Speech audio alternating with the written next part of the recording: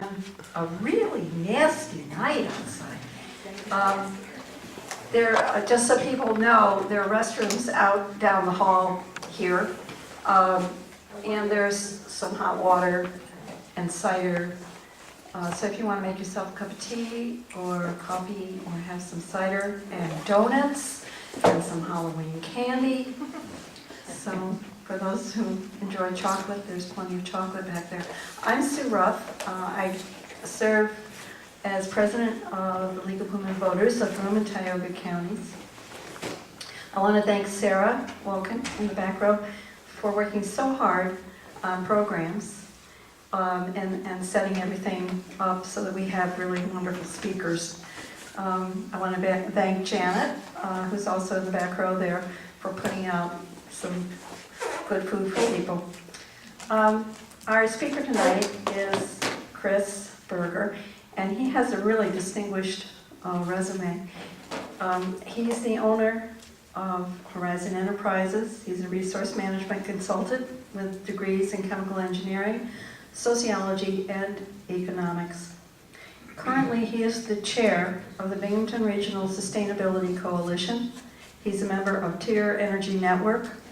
He's vice chair of Broome County Environmental Management Council, and he's active in Sierra Club and the New York State Sierra Atlantic Editorial Board.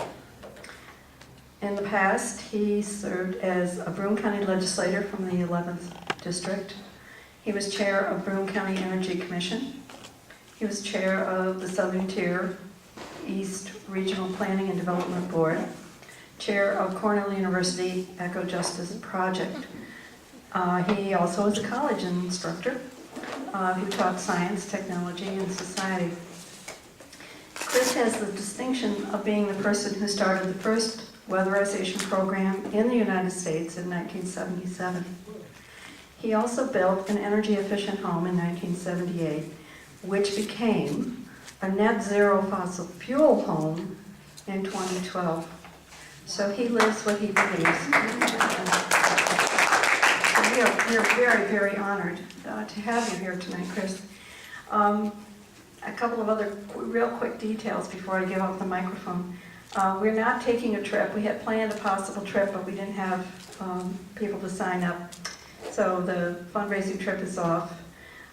Please tune in to the debate for the Congressional 22nd, which will be airing on WSKG, WCNY, and C-SPAN next week on the 1st of November at 8 p.m. And you can go to the WSKG site and submit questions. There will be a limited number of questions because it's a 1-hour debate. But if you have a question and you would like it to be considered, please feel free.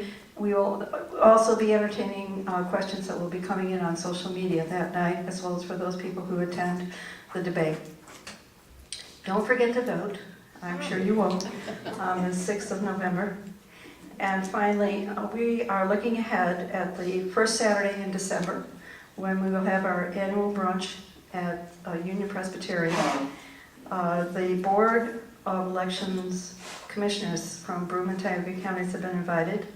We will also be holding a silent auction of some really interesting and neat stuff. So you'll have really good food. You get to talk with the Board of Elections people, and we will have a nice auction so people can have some options maybe before Christmas. So I'm done with all of my stuff, and I'm going to hand this back. And we have a couple more people who are coming in, and we're just come on in and join us. Thank you. Well, thank you. This is indeed an honor to be here, and thanks to the League of Women Voters and the Sierra Club. Like I say, it's certainly an honor to be here. So this is a presentation on natural gas pipelines. And to kind of set the stage and give it some context, and I'm going to go back to the Devonian period. I'm going to fast forward pretty quickly, I promise. But this is kind of where a lot of our natural gas deposits first formed. Back 400 million years ago, this planet was covered mostly by water. It was much warmer than it is today, by an average of 30% warmer. Much higher carbon dioxide levels at that time than we're experiencing today. It's about 20 times more, in fact, and about 10 times less oxygen. So it was a great planet for algae, plants, and fish, not so much for humans. And this is kind of, I'm just going to run through this quickly, the kind of how the formation of shale and the natural gas deposits happened. The algae and plants separated the carbon from the oxygen, separated carbon and oxygen from CO2 in a process called photosynthesis. The carbon was then locked in the algae and plant tissue, and the oxygen was released, called carbon sequestering. The marine life gets eaten eats some of the algae and plants, so the carbon still stays sequestered at that point. All the algae, plant, and marine life die. They get mixed with sediment to form a shale deposit, and the locked tissue decays in the absence of free oxygen to form the hydrocarbon methane, and that's where it gets all locked up in our Earth. So anyway, the whole process, carbon sequestering was responsible for changing the Earth from a planet with high carbon dioxide atmosphere and steamy shallow seas into a planet hospitable for higher life forms. And when we burn this fossil fuel, we're essentially reversing that process, devolving the planet, if you will. I take issue with some of my environmental friends that say, burning fossil fuels will destroy our planet. Well, the planet will exist very nicely, thank you. Whether we would like to live on that planet again is still is an open question. So all that, of course, with the buildup of the carbon dioxide in the atmosphere, you've all heard the greenhouse effect. Won't go into it. But here's the other thing. Over time, these greenhouse gases have built up. Pretty much starting with the 1800s, and when did our industrial revolution start? Right about that same time. So it's not a coincidence that as we started to burn more fossil fuels, the carbon dioxide and methane and nitrogen oxide starts building at that time. And basically, at this point, we're releasing carbon faster than the planet is sequestering carbon. Now, I tried looking up to see if there's anybody doing studies on carbon sequestering. There's sectors that there's studies on, but I've just sort of arbitrarily drawn this line of the carbon sequestering that naturally takes place on our planet. And actually, I think the case could be made that line is actually going down because, for a lot of reasons, primarily I think because we're getting rid of a lot of trees, which are huge carbon sequestering machines. So the other L we ought to be taking a look at is, as our fossil fuels been getting harder and harder to find and extract, we take riskier, the technologies that do so are riskier, more invasive, and more destructive. And as you can see, it's really exponentially growing in that way. Over time, the technologies, the extraction technologies have become more invasive, more risky, and destructive. And natural gas is almost the poster child of that. Years ago, we used to find our natural gas and deposits of pockets and reservoirs of natural gas down there. And basically all you had to do is drill down into that reservoir and pull it out. And that was pretty much the extent of how we extracted natural gas for a good long time. As those deposits have diminished, as we've basically taken them all out, we've had to switch over to this unconventional drilling, otherwise known as fracking. This is where we go into tight shale deposits and requiring horizontal drilling and hydrofracking to extract that natural gas at this point. Much more widespread since 2005. So anyway, that whole process starts with an individual well site, soon to grow into a gas field where there's gathering pipelines, and here we hit the first pipeline, the title of the talk tonight, and the subject of our talk tonight. So we have gathering pipelines. This obviously is New York State has banned fracking, but if you live in PA, you have to deal with gathering pipelines. Luckily, after the drilling process, the footprint of the site does diminish, and you see operations like this, or sites that look like this.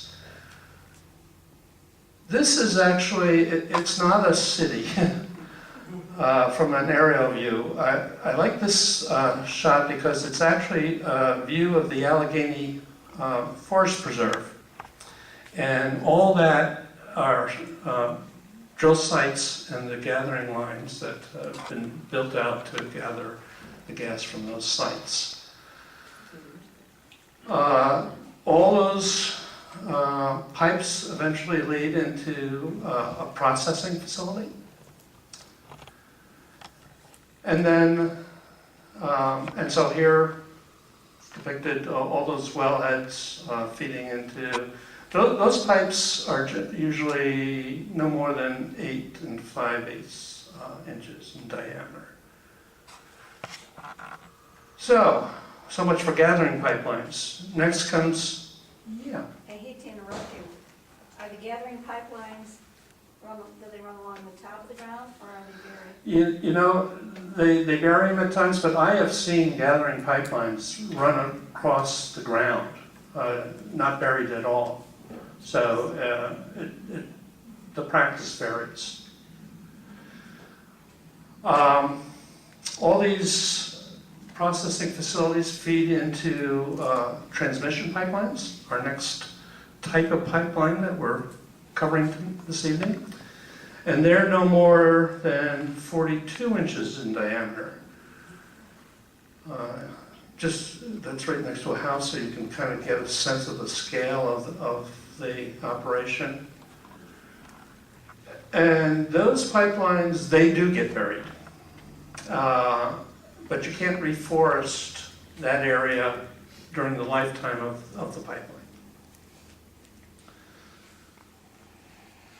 So actually this should be a familiar sight. It's on Upper Front Street, just by the thrift shop and Aldi's, going up the hill there. Pull back and you see the transmission pipeline zigzagging through our countryside. Now there you do have, they're required by law to put these markers up so you know where these pipelines are run. So the processing facilities, like I say, feed into the transmission pipelines. Most of that feeds into gas-powered electricity generating plants, and of course feed into the gas companies that then develop distribution pipelines. At this point, an odor is added to natural gas. Does not smell, and that's a problem, obviously. You're basically trusting the operators of those transmission pipelines to monitor it. And they have special sniffers and infrared cameras to detect when there's leaking, but you can't smell it. I can remember not too long ago when I live in northern Broome and my mom is in a nursing home, Hilltop, and I was traveling down to visit her. And all of a sudden I was stopped by a trooper. What's going on? Well, they were experiencing a leak and were stopping all the traffic going into that area because, you know, even an automobile, any spark will set this stuff off. So this is happening. Well, I'll get into the frequency of those types of incidents happening. But at least at the back end, at the distribution end, there is an odor added. So when you smell that odor, you need to take action. So the only other thing I'm going to mention at this time as part of the system, if you will, are compressor stations. Now, compressor stations are used periodically along the transmission pipelines to keep the pressure up. It's just part of how they need to transport the natural gas. And they have their own issues. They're big, they're noisy, you really don't want to live next to them. But they can be small and they can be large. So, this is a map of New York State and the transmission, and this I apologize, in this case I would have loved to have it on that bigger screen, because this map represents the transmission pipelines, the compressor stations, the power plants that are hooked up to those transmission stations, transmission pipelines, a couple of proposed pipelines, and actually a couple of pipelines that were proposed and stopped by the communities that they were trying to go through. So it also shows some, interestingly enough, where some of the hazardous waste from the whole process of fracking are deposited. It's interesting, Pennsylvania has outlawed the disposal of the frack fluids used to frack the wells. And where does that stuff go? It goes into New York. So we do have a number, part of the whole infrastructure, if you will. We have a number of landfills and sewage treatment plants that take frack waste. So, I've been following the contribution of greenhouse gases for a good long time, mostly because I've been looking at landfills forever. And I can tell you, when I first started talking about landfills were actually the biggest contributor of methane. And then came livestock, and then coal mining. Natural gas infrastructure wasn't even on, it was on the list, but it was much further down. It's just been in a matter of the last 10, 15 years that the industry, the natural gas industry, infrastructure, the whole infrastructure has risen to the top of the list of methane leaks and into the atmosphere. And you may know that methane is 84 times more potent greenhouse gas than CO2. We spend a lot of time, as we should, on the CO2 buildup, carbon dioxide buildup. But because, and methane is granted lower in terms of amounts, but because it's 84 times more potent, it actually works out to be about 43% of our total problem with greenhouse gases. And that's just growing. So from 1984 to 2013, well, you can read it there. There's been 110 serious incidents with transmission pipelines and with fatalities and injuries and property damage and the like. And Is that US or New York? this is U.S. Now, interestingly, you know, I saw that when I came across this 2013. Let me try to get something more recent, okay?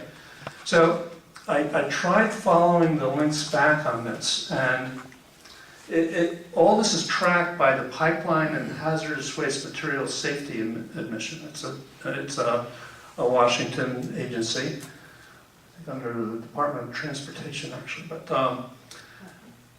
so it flashed the screen, and then the screen went dead, which usually tells me that this stuff, these figures are no longer accessible by the general public, that you have to log in with passwords to get it. And what's also interesting is, along with this, I should have put it up there too, the rates of increases of these incidents was rising up through 2013, and then I'm sure they're still collecting the data, but it's no longer in the public domain.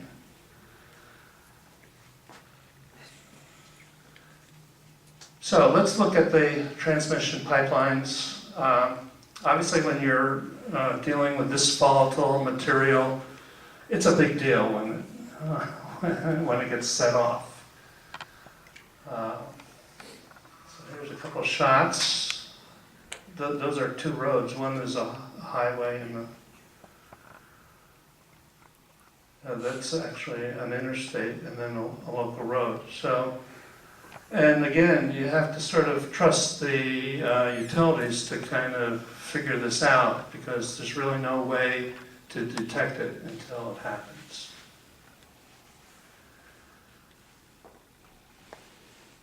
The distribution pipelines have their own issues,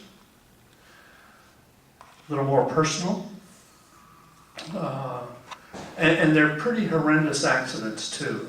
You know, you have a buildup in the home of the natural gas, and then finally it finds a spark somewhere, and then the whole home gets destroyed, basically. It's one of the more deadly and horrendous fires that you could have in your home. And there's a street fire, and you might have caught just this past September, where there's whole communities that had to be evacuated because of fires in this regard. And unfortunately, this is kind of becoming the new normal. You used to hear about even the smallest incident of a gas line explosion, and now that's not even news anymore. It has to be like, had to evacuate a whole neighborhood before it really hits the news anymore. Yeah. One of the things that I did read through the news was that they said there was backflow preventers that had failed, and that part of the gas that went into this system was not odorized. And is that anything you read about? Yeah, ironically, it's my understanding it was during a project where they were upgrading pipelines, and the pressure dropped, and that and maybe you know more about it, or maybe it's still being investigated. But what bothered me was, well, it just goes to show that this is an aging infrastructure, and actually this would be a perfect time to transition from it, but they're upgrading it instead. So the causes of the pipelines, the biggest one is equipment failure, and then you got corrosion. You got material failure of the pipes or the welds. I can remember a story a while back now when the Millennium Pipeline was going through. The pipeline was not even a few years old when they were discovering faulty wells in the pipes. Some of it's naturally caused, some of it's, but there's other outside forces involved, but those are the biggies. So, when you do smell the odor, this is actually from NICEAG website, so, and anybody could check it out, but you know, they're advising you to use your senses, smell, sight, sound. Obviously don't smoke or operate electrical switches or appliances when you do detect natural gas. And yeah, and get out.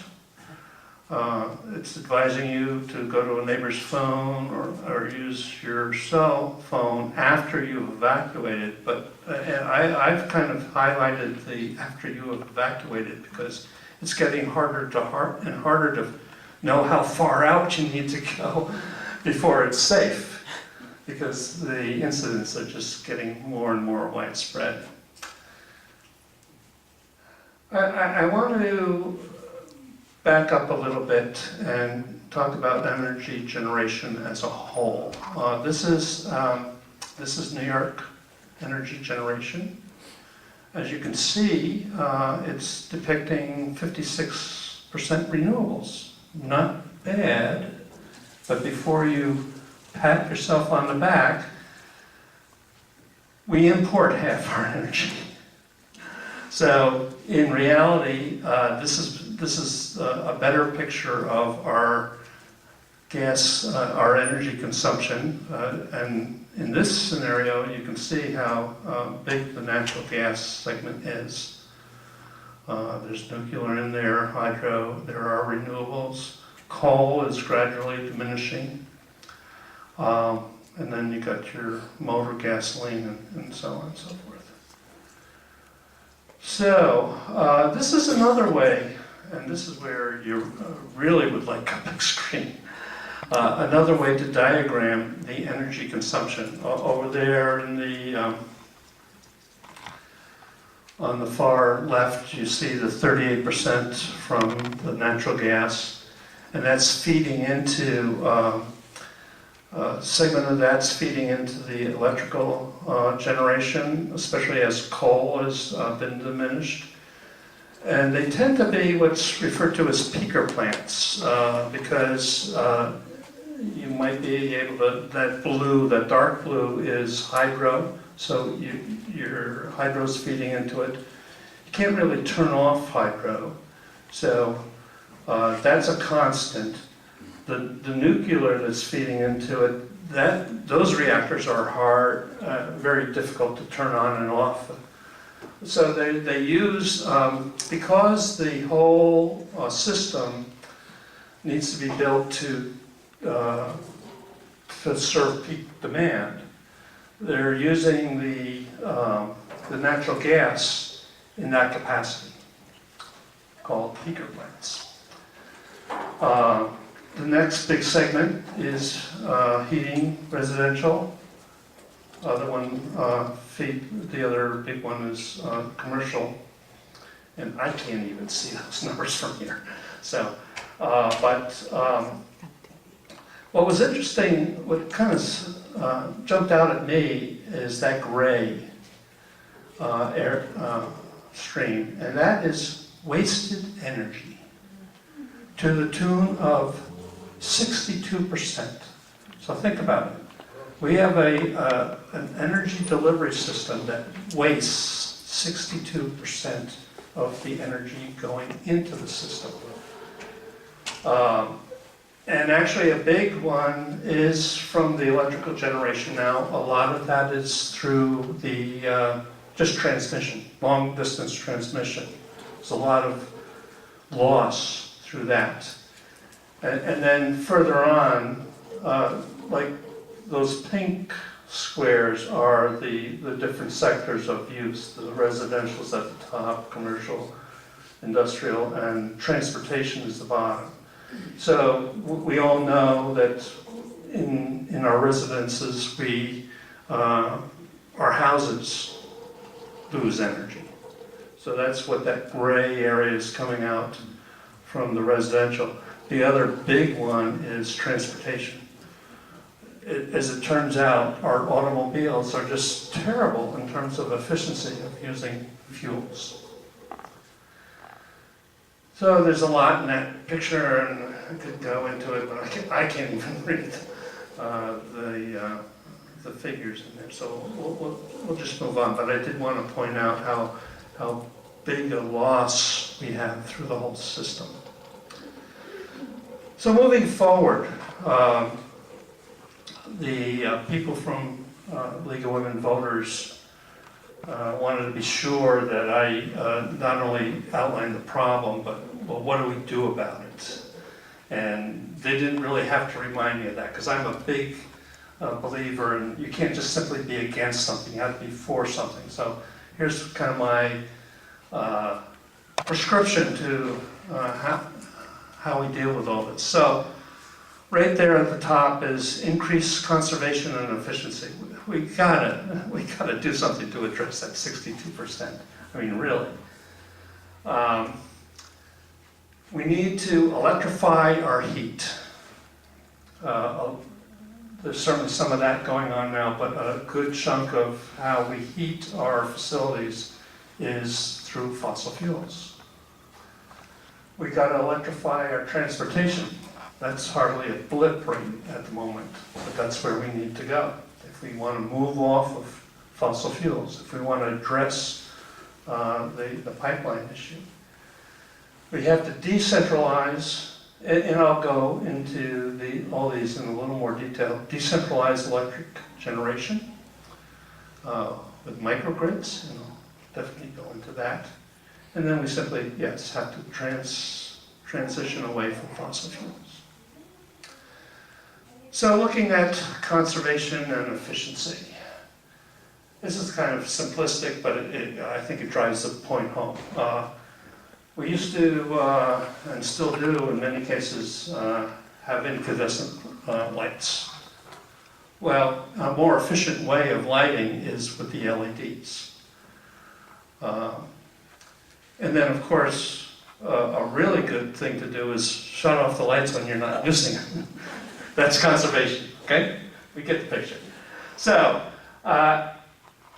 there's great savings, obviously, and this is very indicative of really the whole system, and I'll come back to this, but the fact that, have you noticed that anything we do has an upfront cost? Those LEDs cost more than incandescent. So let's admit that up front, that that's what you're faced with. However, over time, this chart is showing you that in 3 years you will have spent $171 running that incandescent and $26.25 to run the LEDs.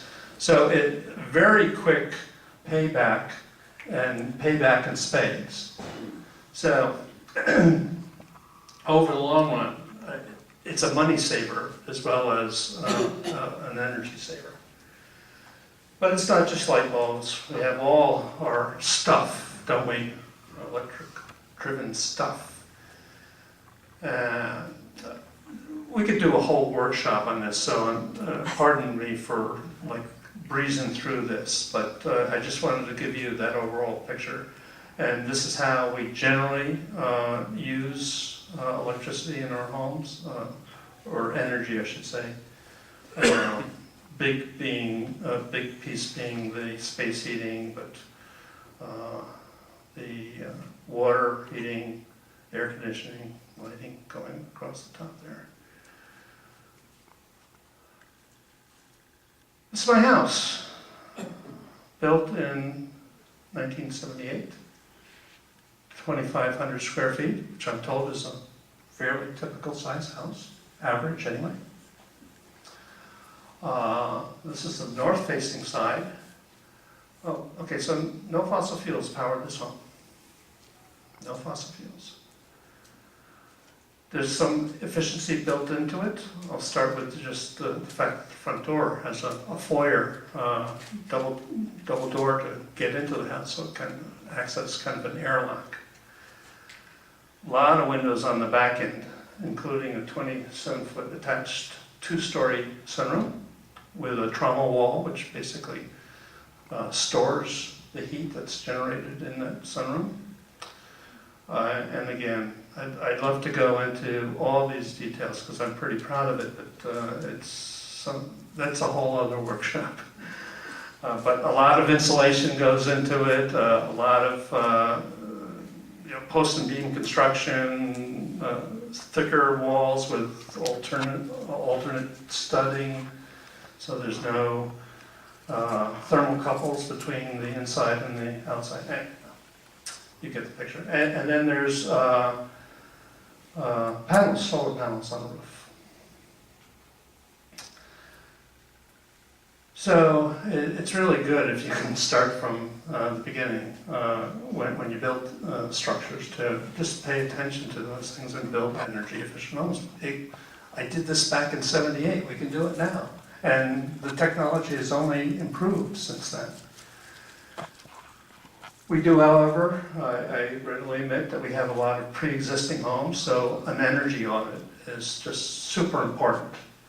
There's, and it costs next, it doesn't cost you anything. You have to be making a good salary before it even starts to cost something. You can get these audits free. Typically, an audit consists of, they put a blower on your door, close all the windows, put a blower on your door, then they use smoke pencils to generate a little smoke so they can detect air movement around windows and other places. And then they can also throw an infrared camera on there to give you a real sense where in your structure you're losing heat. So you get these energy audits and then work it, plug in the leaks. This chart, at least you can read the fact that an average retrofit of $4,000 to $8,000 will save you 15 to 30% on your energy bill. So moving on to electrification of our heating systems, predominantly through heat pumps and radiant heaters. So heat pumps, what are they? They're devices that transfer heat energy from a heat source, the air or the ground, into a heat sink, which is your residence.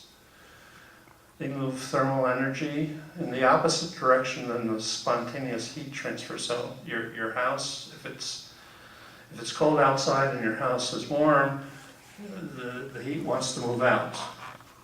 The heat pumps reverse that process. They're 250 to 400% efficient. You say, how is that possible? How can you get more than 100% efficient? Well, basically, it's using the heat stored in the ground and in the air.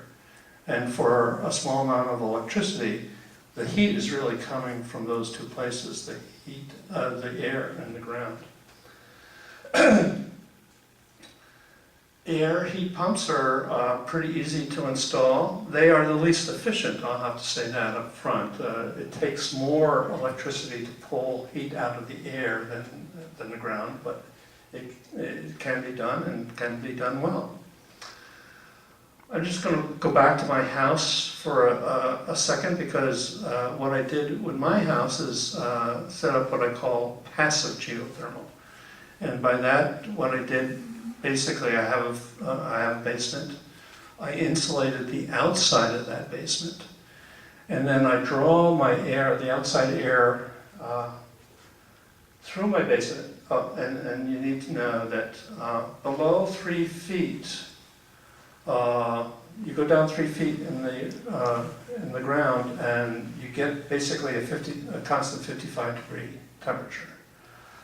So by insulating the outside of my foundation below the frost line, and then drawing the air through across the footers and the slab, it basically preheats the air that I'm drawing in from the outside, and then that's that much less, I have to raise the temperature after that. So passive geothermal. There's active geothermal heat pumps, and that's basically sending pipes out into the ground to pick up that constant 55-degree temperature more readily. So those systems can be on the large side, I have to admit, and you can either do, if you have a big lawn, you can dig it up and you run the pipes horizontally, or you can go vertically if you don't have a big footprint for your home. Radiant heat. You can put radiant heat in the floor that's basically running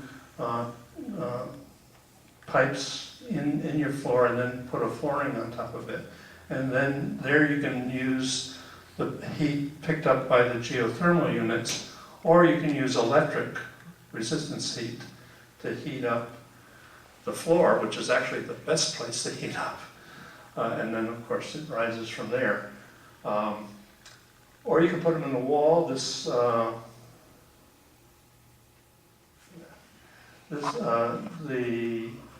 panel on the top right is just a picture of wainscoting. Basically, it looks like wainscoting, but it's actually a heater that, again, you can run that liquid through that's been heated up through the geothermal or electric.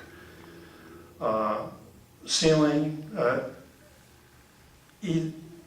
geothermal obviously takes some money and investing. It's a lot easier just to use a ceiling electric radiant heater. Or what I've used in my home is cove heating. And I have to circle it there because you don't really even notice it there, but the heaters are kind of right in the cove where the wall hits the ceiling. And then radiant heat is like sunshine. It's not the convection heat or the conduction heat, which is works really great with your passive solar heating, because when the sun goes down, these radiant heaters come on, and it's really the same heat. When you experience heat coming through on a sunny day through your windows, and it feels so great, that's radiant heat. And then, like I say, the radiant heaters just fit so nicely, you don't even know the transition. You can't even feel the transition between sunlight coming in and these heaters. So, electrifying, and again, I apologize, like any one of these subjects could take a whole workshop to really dive into them, but we're taking the big picture view here. So electrification of transportation, and that's happening. Brooke County has a few electric buses and plans to have more. Electric cars are coming down in price and getting better range as we speak. The big issue is going to be to build out the infrastructure of charging stations. I see that's the biggest thing we have to do moving forward. I like the picture in the lower right, because that's a picture of solar panels covering a parking area. And then you might see, in the upper right is they have cords coming down to feed the vehicles. And how many parking lots do you see around? Just begging for those solar panels. So, decentralizing heat generation. I want to talk a bit about microgrids. Microgrids are localized energy systems consisting of distributed energy sources that include demand management, generation, and storage. and loads operating in parallel with the main grid, but capable of operating independently, or what they refer to as island mode. It's basically local generation for local loads, or another way of thinking about it is grid decentralization. If for nothing else, for no other reason, to basically cut down on that line loss that was diagrammed for you earlier.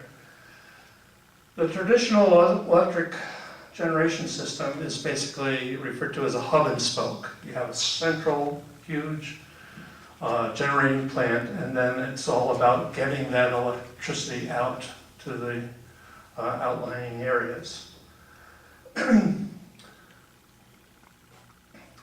What microgrids is kind of just flips that around and suggesting that we develop small local grids that's all connected to the bigger grid, but can operate independently if need be.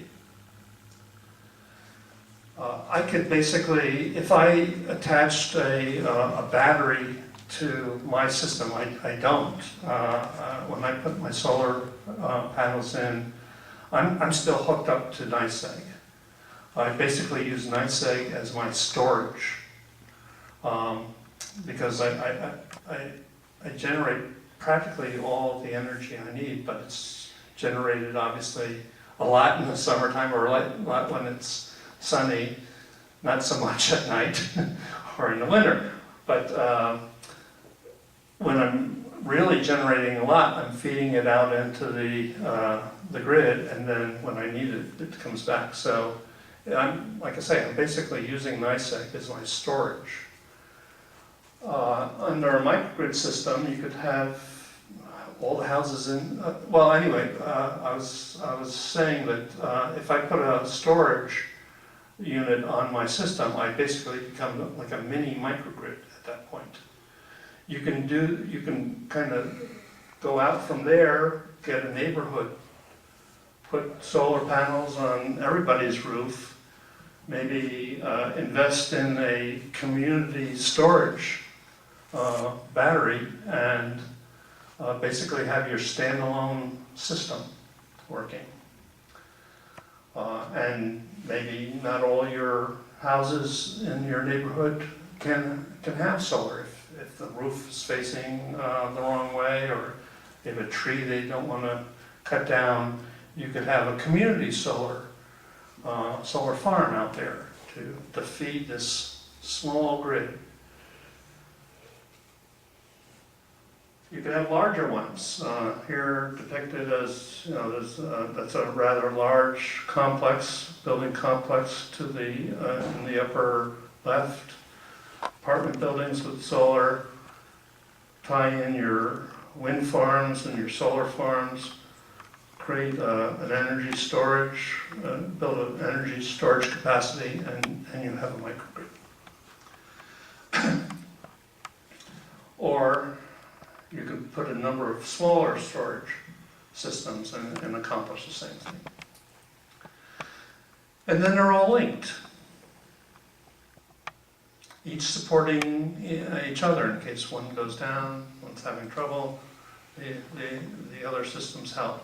Pretty much very similar actually to the internet. The internet was built originally by the military to ensure communication. And how did they do that? They made everybody a little piece of the internet, so that if one piece failed in some way, there was always a workaround to make sure communications prevailed. So microgrids, they make the grid more resilient, more flexible and efficient. Transmission losses are greatly reduced, cut emissions, encourage the use of the renewables, are much more sustainable, obviously, increased reliability. With the hub and spoke, a major plant goes down, you're in big trouble. And then when they start tripping each other off, I think some of you can still remember the blackout of the Northeast. That's what comes with these centralized systems. So microgrids are much more reliable. They save money, they generate local revenue, they allow communities to be more energy independent.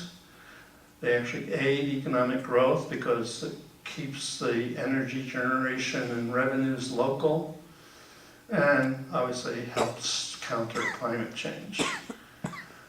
So this chart is depicts. This was an investment company, and I've seen a few of them done by a number of investment companies that really took a hard look at the cost of energy generated by different generators. And the interesting thing about this is these are investment companies. They don't have any axe to grind. They're in the business of being right, giving their investors the good information. So they looked at the various sources of energy and did an analysis. They stripped all the subsidizing off of it now. All energy is subsidized, at least in the US. In Europe, not so much. That's why you have the higher prices in Europe. In the US, we subsidize everything. The fossil fuel industry, actually, for every dollar that the renewable, the green energy gets, the fossil fuel industry gets 5. It's that proportion. And that doesn't even take in this, even this study does not take into account what I like to call cost externalities of fossil fuels. Fossil fuels are just simply dirty. They cause environmental issues, they cause health issues. And just because they don't pay for it, that doesn't mean those costs go away. It's basically borne by the communities, right? They're basically socialized costs. They're basically subsidies, backdoor subsidies. And this chart does not even calculate that. It's a tough thing to calculate, but it's there. This doesn't reflect it.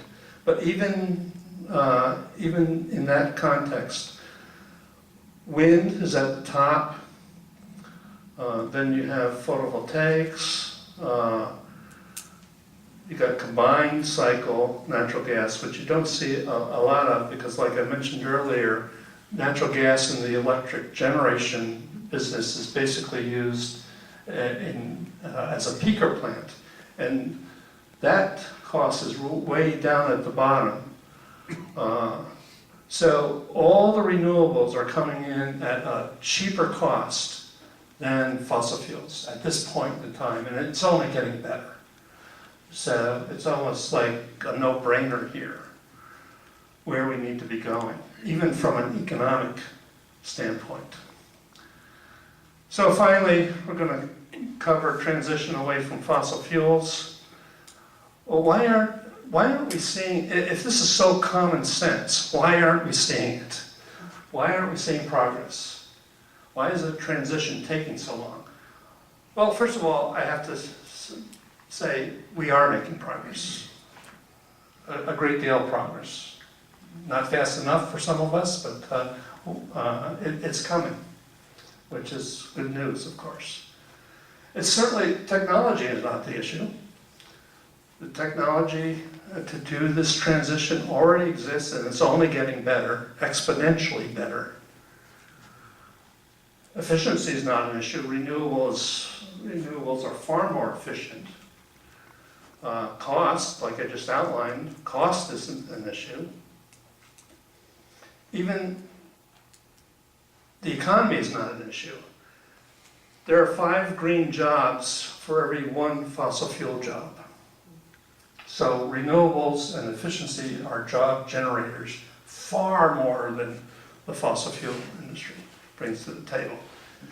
And then when you're using fossil fuels, 85 cents out of every dollar spent on fossil fuels leaves the local economy. It's sucked right out of the local economy.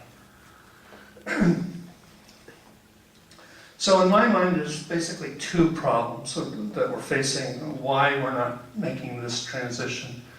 faster. First problem, the upfront costs. We already touched upon that a little bit.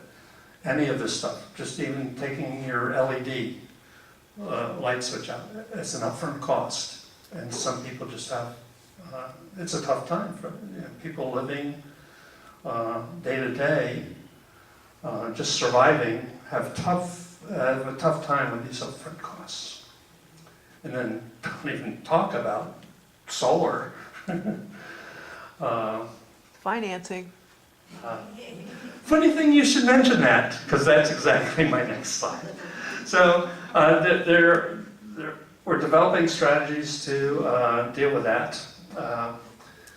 The real easy one is on-bill financing, and there's a number of strategies out there. This is a pay-as-you-save program that basically you have capital investors that actually give the money comes through the utilities. The customer does have control over who they want to do the work, be it energy efficiency or some alternative energy system put in place. Then you pay that borrowed money, if you will, off through your bills, your utility bills. And you pay it off with the money that you're saving with the efficiency work or the renewable energy that system that you put on. So you're paying the same amount to the utilities, it's just that you're slowly paying off, because everybody knows over time these systems pay for themselves. What do you do with the upfront costs? This is a strategy to address just that. The second problem, legacy investment. I want to bring this kind of down to a really personal level so you kind of get a sense of what's happening here. Say you bought a furnace last year. And then suddenly you learn of a new furnace offer. It costs less to operate, it's much more efficient, it's cleaner for your home, it's healthier for your family, more comfortable, improves indoor quality, air quality, improves home safety, can even help cool your home in the summertime, eliminates dependence on fossil fuel, and much better for the environment. You just bought that furnace last year. Come on, you didn't at least hesitate. Maybe some of these things grab you, as they should, to sell you on this. But you just bought that furnace. Oh, and then it's free besides, with a little asterisk. There's always a catch, you know. And the catch is, of course, you cost less to operate, going back to that buying, financing, and then paying for it with the basically the same amount that you send to the utility. So you sacrifice the cost less to operate for a few years until you finally paid that off, and you can go forward with a truly free energy source. But you bought that furnace a year ago. So this is actually what the companies are facing. They have a lot of investment in this old infrastructure, and you're asking them to walk away from that investment. So they're not mean, nasty, evil companies out there. They're just being practical from their standpoint. They don't want to walk away from an investment that's still paying them money. Investment, legacy investment. So why can't we just let the fossil fuel infrastructure die a natural death? Why can't we just wait until the pipelines wear out and then simply not replace them? And actually, that was an argument that kind of spoke to me not too many years ago. I said, why can't we just do that? Well, for one thing, we no longer have the luxury of waiting.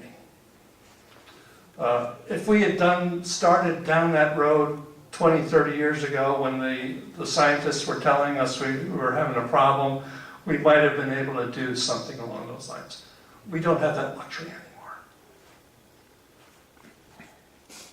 What we build now will be stuck with for at least 40 years. That's generally the lifespan of a pipe you'd want to put in tomorrow. You put in a pipe tomorrow, you're stuck with it for 40 years. The system is too complex. It's, think about a build out of a pipeline system. You have transmission lines, you have distribution lines. You might have just put in a distribution line, new distribution line, but it's being fed by an aging transmission line. So if you just let that transmission line age out, you're still stuck with some pretty new investment in there. So it's not that simple, not that simple. We need a strategic plan for decommissioning. It's better if homes and businesses are informed and are able to plan ahead as well. And that comes out of a strategic decommissioning plan. And I'm proposing that the utilities are actually in the best position to come up with that plan. They have the inventory of the pipelines. They know the lifespan of those pipelines, or should. Plus, they're in a good position to survey the customers to get a handle on who's out there with that furnace that they bought last year, you know. And then we have to develop programs to assist those people who, again, just purchased their fossil fuel eaters recently. So utilities actually that provide both gas and electric are actually well positioned to thrive under this new transition from fossil fuels. What's the problem? Well, the companies tend to be siloed. Actually, NYSEG, their electric people are, in many cases, trying to help people to do this transition. At the same time, their gas department are still trying to promote natural gas. So they're siloed, there's cost centers, there's separate cost centers. The parent of NYSEG has completely divested of fossil fuels. So one doesn't know what the other, well, they might know, but the way the company is set up, they're really at odds with one another. But the reason why I say the utility will thrive, because NYSEG currently, there's a lot of people out there, especially in the rural areas, who can't, gas isn't being delivered to them. They're heating with propane or oil. This is a whole new area for them that they can grow. And transportation's even better. I mean, they hardly scratch the surface in the transportation sector. Imagine a whole transportation sector moving over to electric. So NYSEG as a company will thrive under this transition. What will they be called? Nice.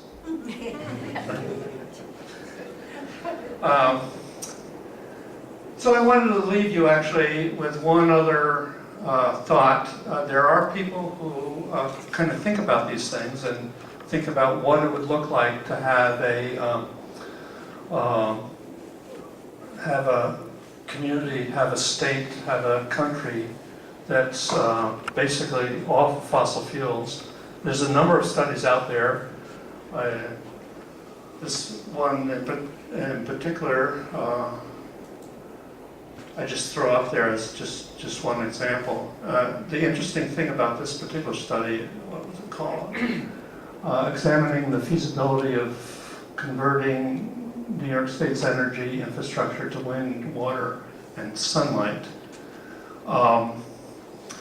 They didn't account for energy conservation and efficiency. So that's a whole 62%. That if they counted that, if it's feasible just using all the energy that's already being generated and they want to replace it with this, if we threw conservation and efficiency in, that cuts the problem in more than half right off the bat. So. The other thing that these types of studies point to, that there's no one magic bullet, that these are, like, there's an off-wind part, there's a geothermal, and actually geothermal, when they did this back in 2010, I think we knew geothermal was there, but it wasn't really taking off yet. I think that could be even bigger now. Residential roof, photovoltaics, the like. No one magic bullet, but together it's certainly doable. And this, like I said, goes beyond replacing New York generation and meets energy use without importing. This can all be done in state. You don't have all that 85% of every fossil fuel dollar leaving. Assumes no advancement in technology. This type of technology is advancing all the time, and assumes no conservation. I already said that.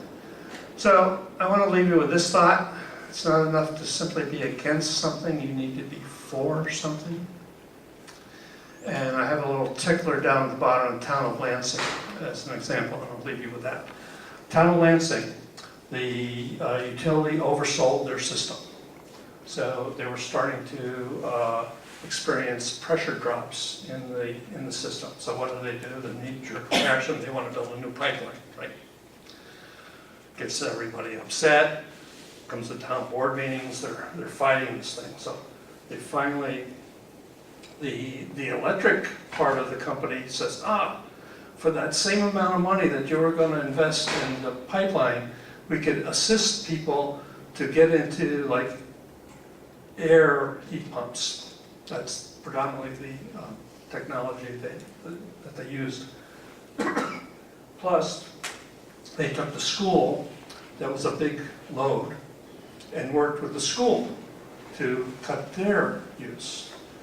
And lo and behold, first you got them saying, well, maybe we don't need to build that pipeline, we can do it with, we just have to put an additional compressor on there to keep the pressure up. And as we sit here today, they're not even doing that.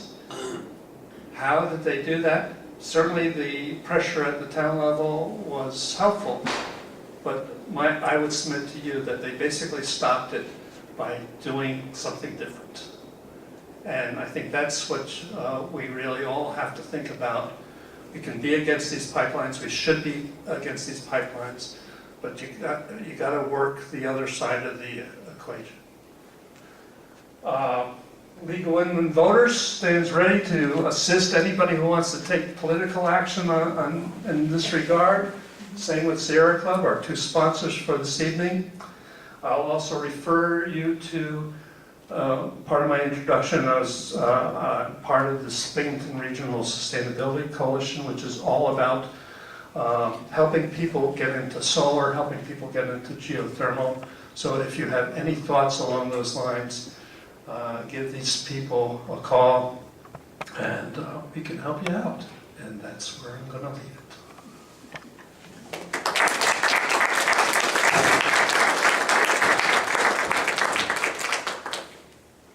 What you got? Well, Sarah baked you some bread. Oh, very good. Thank you very much.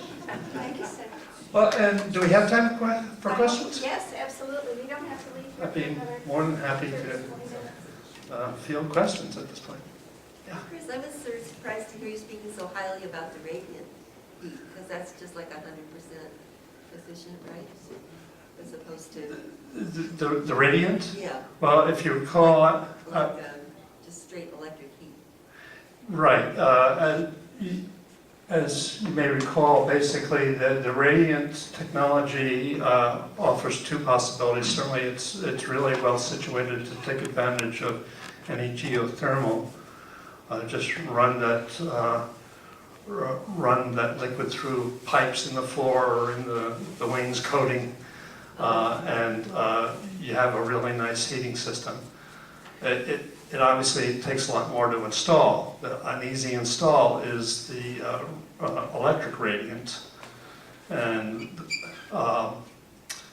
there's those options there too. It won't be as efficient, it won't save you as much, but that, like I say, that's what I'm using in my house.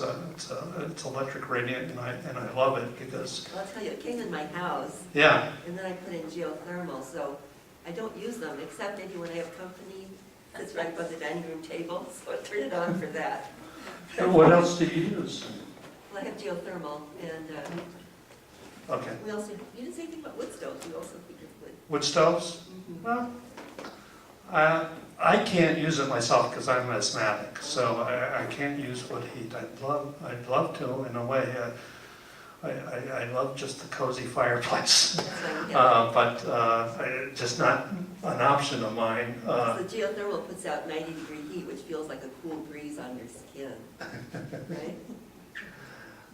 I love wood heat though, I have to say that. And there's wood pellets, I should say that. A couple of other things I just thought of, and I said I was going to mention this, the fact that the other problem that we're experiencing out there is when communities have fought these pipelines, they've, the utilities, the gas industry has gone to what I refer to as Plan B. And Plan B is to feed whatever via truck, compressed natural gas, and truck the gas to whatever user that needs the. They were, I don't know if you recall, they were proposing just such a facility in deposit area, and that was stopped. But so now. I'm just told that they basically, they're trucking from Pennsylvania, of course, poor Pennsylvania. They get dumped on right and left. And I suppose that's the other thing I should just comment on, the fact that unfortunately New York State has a history of using somebody else's energy. Let them deal with the consequences and just go on our merry way. And I mean, how hypocritical is that, really, when it comes right down to it? We really need to take responsibility for our own generation and energy generation, and we'll be much better for it. Since it came up, I have a question about wood and wood pellets. I mean, I see wood pellets in these discussions of renewables, but They're polluting. it's a carbon source. Yeah, they're polluting and releasing carbon sequestered And the whole neighborhood's carbon. burning wood.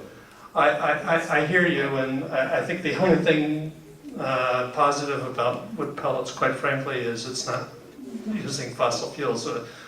When you use fossil fuels, you're releasing carbon that's been locked down in there, and so you have a net increase in carbon. When you use the natural cycle of wood burning, then at least it's cyclical, it's recycled energy, carbon sequestered energy. Believe me, I'm not pressing for we all go and burn wood, but in my mind at least, it has that one benefit, is you're not releasing that sequestered carbon that's been locked down in the earth, safely locked down in the earth for a good long time. Yeah. Have you kept a record how much energy you've generated over the years with your solar panels? And I was wondering how it did this year, and I was wondering if you considered buying those Tesla batteries for a home, and you could be off the grid. Yes. So here's the deal. I did finance my panels, but I paid it off in 2 years, not with the money that I was saving. I just wanted to pay it off. It's my retirement. I wanted to get to retirement without that cost, facing that cost. So that was important to my wife and I.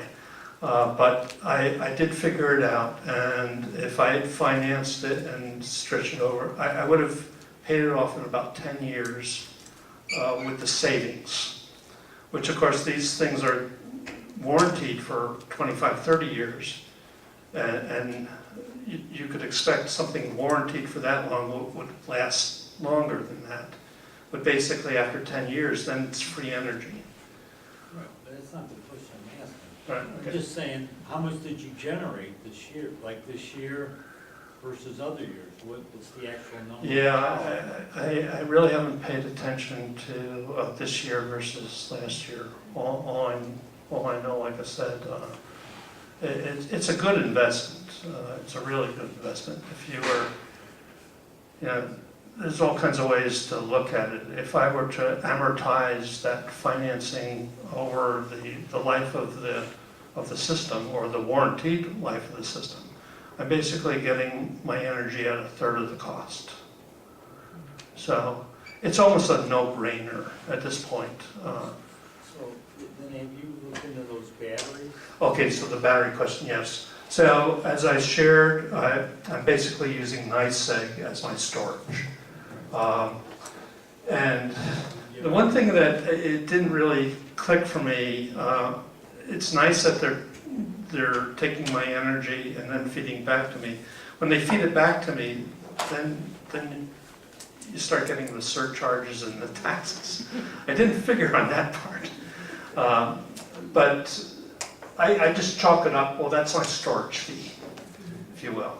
But when that starts, I'm going to keep track of the cost of those batteries, and when the cost of those batteries start looking like, I could use that money that I'm paying in surcharges and taxes and buy myself an electric, a battery system. Once you release from that, you still don't have that overhead. Yeah. So, well, I'm getting there. I just can't claim to be there yet. I'll say something about batteries. Yeah. I had batteries put in, they weren't, panels and batteries weren't available at that time, so they're. How long ago was this? 2012. 2012. And if you put them in at the time that you get your solar installation, it can all be bundled together, so you Yeah. get the tax rebates and incentives on the whole system. This thing is changing exponentially, like I said. And batteries, I would say batteries are where solar panels were 10, 15 years ago. You're going to remember back then, they were starting to come into their own, but they were still kind of pricey. They were efficient, but you could wish for more. And that's just taken off. They've become a lot cheaper, a lot more efficient. And I would place, that's where we are with batteries right now. They're starting to take off, but they're right at the beginning of that curve. It's just exciting to me. And just to share one other little tidbit, there's a group of us under BRISC, kind of a subset of BRISC, that's looking at, there's actually a lot of people, like the university and some small businesses that they're investing in batteries. And some of us who are dreamers are thinking this could be like the next IBM, the next technology of this area, because we have a lot of expertise and know-how to take advantage of that, and we could be the energy storage hub. Yes. I have a comment and a couple of questions.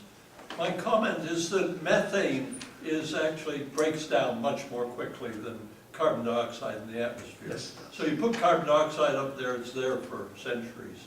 But methane does break down much more quickly, but Exactly. still. Well, and that's why, what is it, the technical equivalent is like 25 more potent, because they put it on the, artificially onto the same lifespan as carbon. But to factor in the fact that that it's much more potent up front when we really need to do something, it makes it far bigger part of the problem in my mind. My questions just were, you as the great disposal guru of the area, what happens to old batteries, old photovoltaics?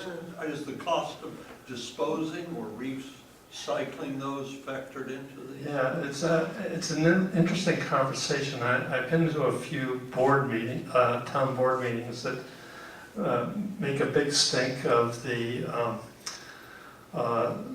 legacy costs of, well, what happens if we're stuck with all these solar panels out there that need to be disposed of. Well, certainly everything, all that material is recyclable. Actually, some of them is very valuable material, quite frankly. I mean, they're not worried about gas stations, but they're worried about worn out solar panels. What can I tell you? But no, and so that's some of the advancements that we've been witnessing in solar panels and batteries, that they're paying attention to that, and certainly that's going to be part of the mix and how readily they can be recovered, the materials recovered and recycled. Don't get me started on Lithium is in short extended supply. producer responsibility. Just lithium, I think, is getting into short supply. Yeah, so as it gets in shorter and shorter supply, it becomes very valuable. There's a huge incentive to recover that stuff, for sure. Yeah. One of the comments you made was a 40-year lifespan of a pipeline, or recognized potential lifespan. When I was working in the military, they depreciated pipelines over 15 years. Yeah. Is that Yeah, still- before you get real sorry for this, the industry that has all this investment, that's exactly, they depreciate it. So a lot of the stuff has already been depreciated on the books. So even if it has life left, then you can understand why they'd want to still use it if they could still make money on this stuff. They're not losing money. I mean, the big losers, just recently, they built in the Hudson River Valley, excuse me, there was a facility, a generator, electric generator, gas power generator built before they had all the permits. Either arrogance or stupidity, probably a mixture of both. They built this plant with no pipelines to feed it. And now they're yelling bloody murder because the community is stopped. Now, they have a problem. Whole new facility. But am I crying over it? Not a bit. That's like the new furnace a year ago. What can I tell you? Any other? Yeah. I just had a question. I mean, we talked about solar and we touched on wind a little bit. But what about water as a source of energy? I mean, we have a lot of lakes, rivers, whatever.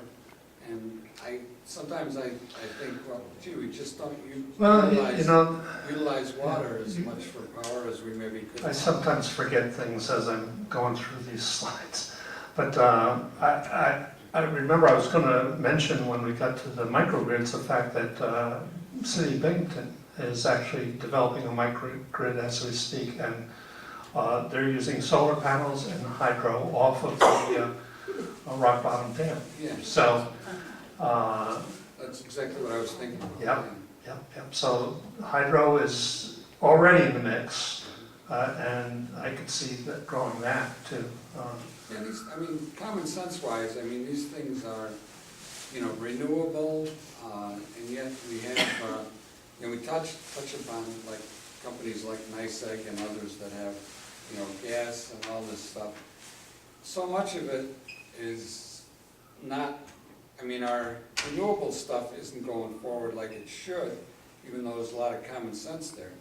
But there's also a lot of greed along that industry too, where they just want to make money and they want to keep making money as long as they possibly can.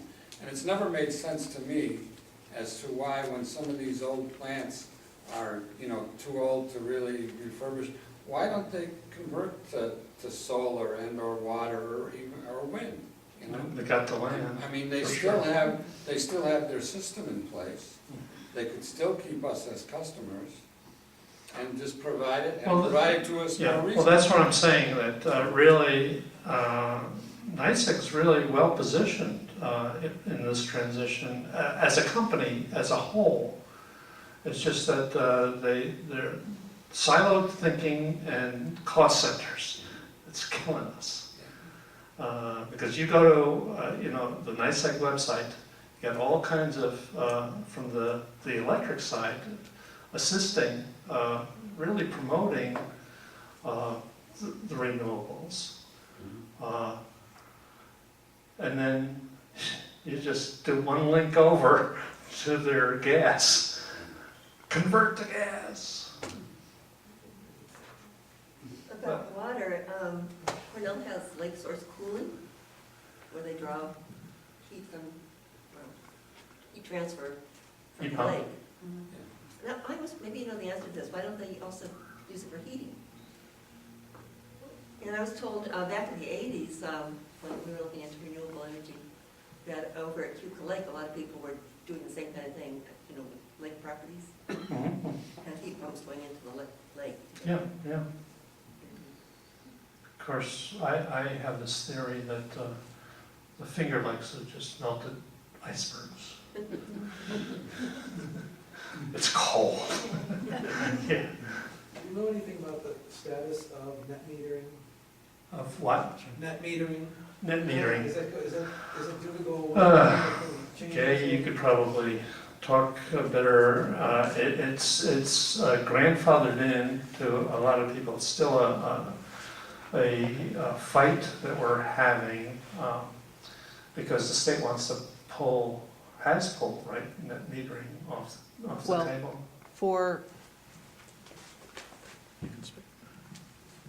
For businesses that have a demand meter, you're already off net metering.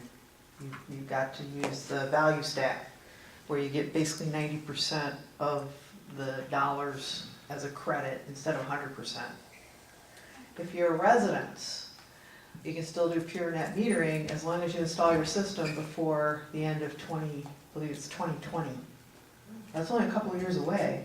So if you want to be able to get full net metering, which you will then have for 20 years, then don't wait to go solar. And then community solar is already in the same boat as the businesses. So you're getting 90 cents on the dollar credit when you sign up with a community solar power plant. So at this point, you know, the best deal is still if you can put it on your site, either in your yard or on your roof, that's still the best deal. The other thing is that the federal tax credit will, after the end of 2019, will go down to 26% instead of 30%. So next, you know, for the next year, this is like our moment, you know, to get the best deal. How much is fossil fuel subsidies going down? Yeah, they're probably going up. You know, there's been numerous studies on how much subsidy fossil fuel people have gotten over the years. It's crazy because the fossil fuel industry is 100 and some years old, and they're still getting, you know, 5 times more than renewables. And it's getting worse. I think that's probably only near term though. My guess is in a couple of years that's going to start to change again.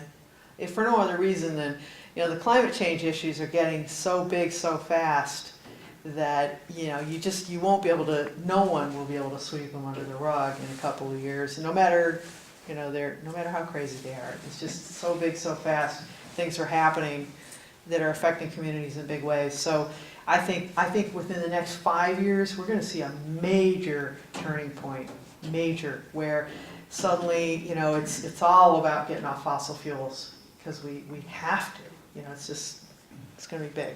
November 6th first. Yeah. Thanks, Kay.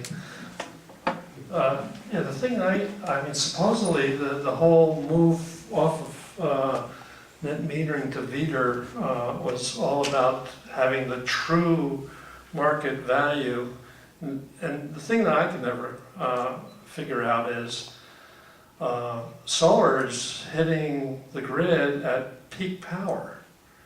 So theoretically, it should be worth even more, shouldn't it? Because Yeah. they spend a lot of, in the past, they've spent a lot of money having fossil fuel generating plants, energy generating plants, on standby to cover your peak. So that's real expensive fossil fuel energy. And then we undervalue the solar that's being fed into the grid at the peak time. That's gonna help with the batteries too, you know, the batteries, because some places the peak is in late afternoon. So, you know, if you have battery storage just for that short period of time, then you can serve your peak that way. And that's probably gonna be cheaper than these peaker plants, I mean, as you saw in the one chart there. So, Well, and actually wind and solar are good combos because your wind tends to pick up at night when the solar is gone, but, and then during the day the wind dies down and the solar picks up. So it's a good symbiotic relationship there. I'm going to pick this person over there and then get back to you. Do you know if there are any plans statewide or local municipal areas that are even thinking about setting up charging stations? Charging stations?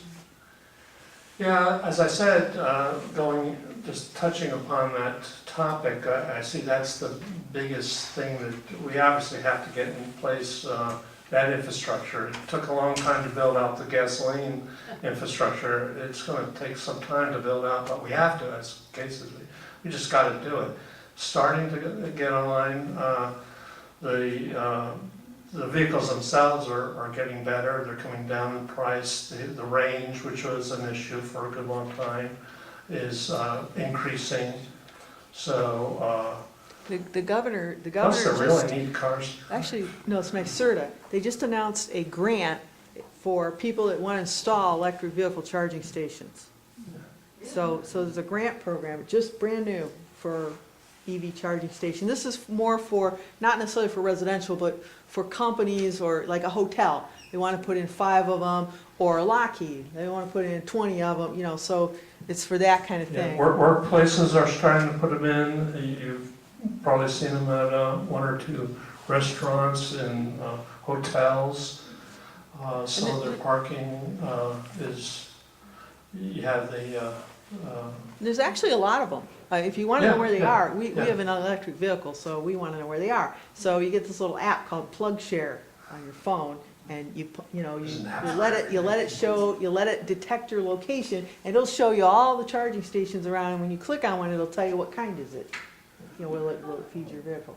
So there's a lot of them. out there, and There's a lot of yeah. You see all the gas stations out there. These It's will be growing like almost crazy. invisible compared to those. Yeah. Question about it.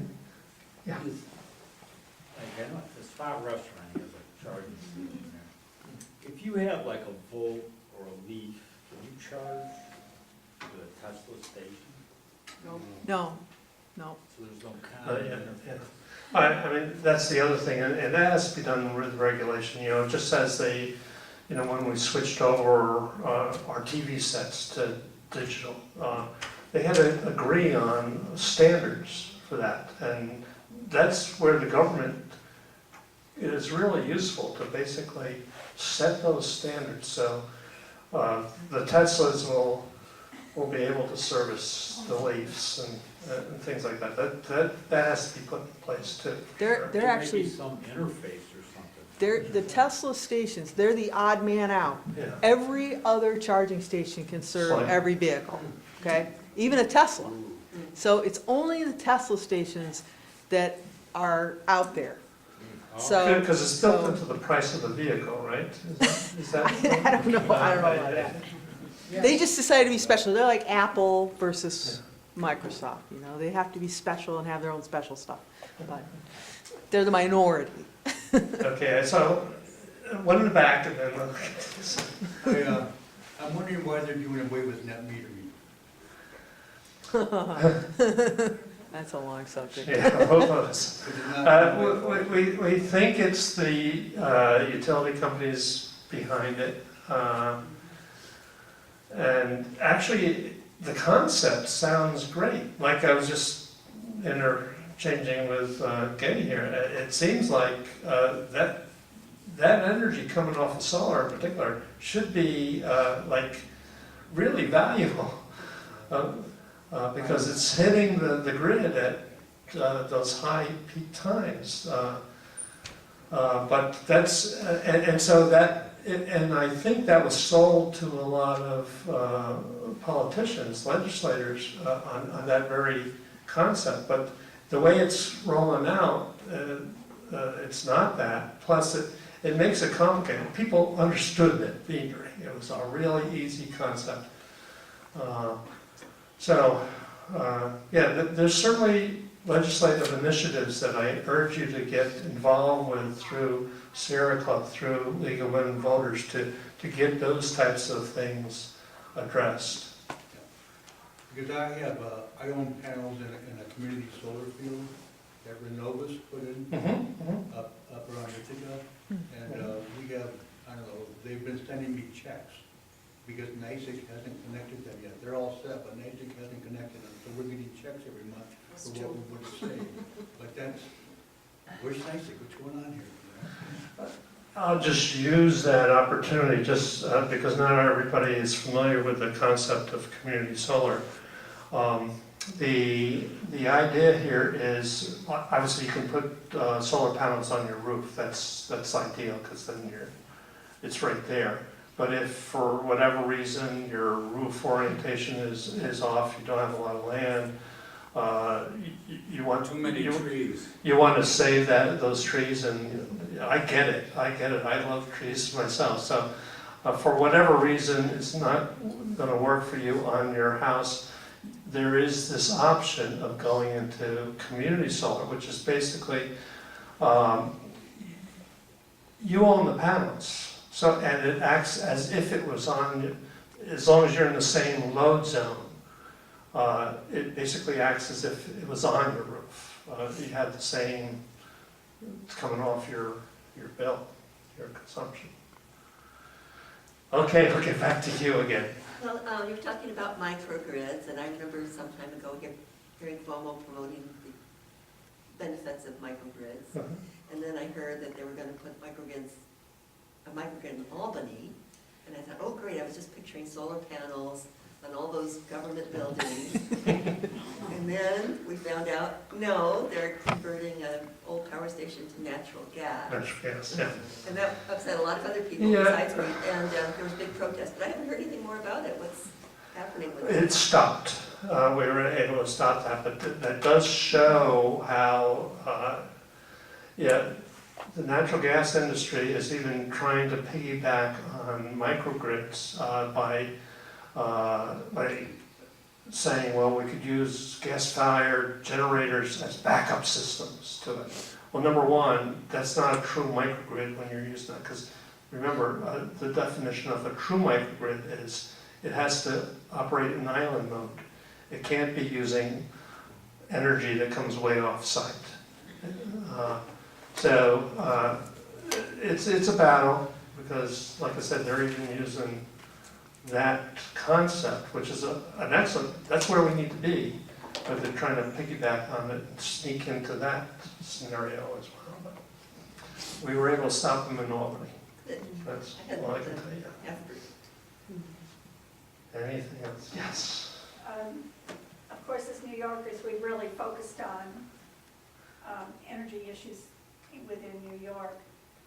But as we look a little bit larger across the country and around the world,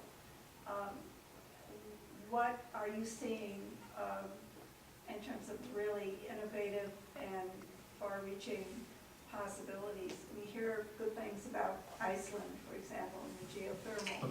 So, the Germany has certainly done an amazing job so far in terms of. We like to use solar. Germany, don't we? Here's a nation that gets far less sunlight than New York State. And they're making solar work. Go figure Yeah, that. and they also subsidized a lot for the people who live there and who were doing, putting them solar panels on their homes. But are there other states, countries also that are pushing things New York forward? State's about 5th place in this whole transition. Yeah, it's kind of fuzzy, but we're not the best, let's put it that way. So there are Massachusetts, California, probably Oregon, And in the usual suspects. in the world, I mean, in the world, China is ripping us to shreds Yeah. at this point. You know, China, China, they announced, this was a couple of years it's got ago, a long way to go. they had 35 gigawatts of solar installed, and that was about the same amount the United States had. And they announced that they were gonna double that in the next 2 years, which they did.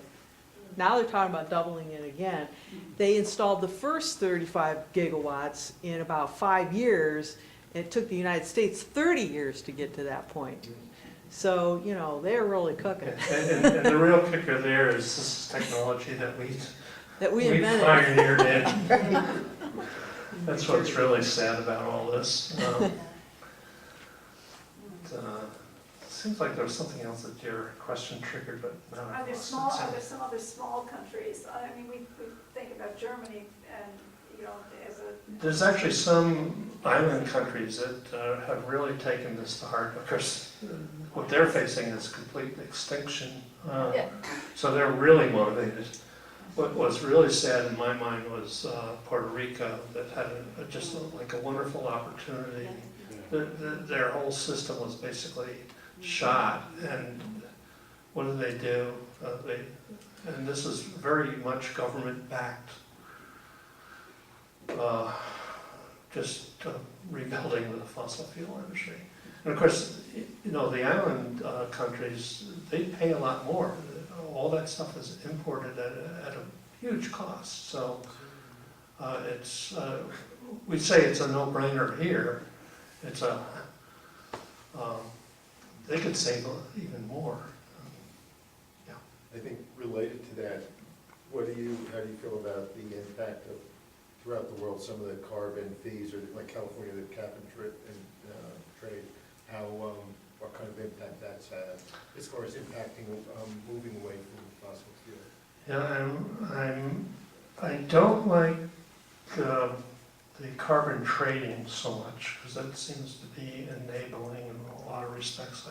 I am a big supporter of what's referred to as a carbon fee, a carbon pricing. Basically, I talked about the cost externalities earlier, the fact that the cost externalities, there's a cost behind that, it's basically a subsidy. If we could just capture a fraction of those costs, I could argue that the whole FEMA budget should be financed out of carbon fees, because the reasoning being that a lot of the hurricanes and the nasty weather, what's that caused by? You know, so there's a lot of tax dollars that are going into it. Why not have a carbon fee that's at least paying that much? One would think the insurance company would invest, insurance companies would invest because it's costing them an awful lot to have to fix and repair when people's homes are destroyed. Sure. But a carbon FEMA.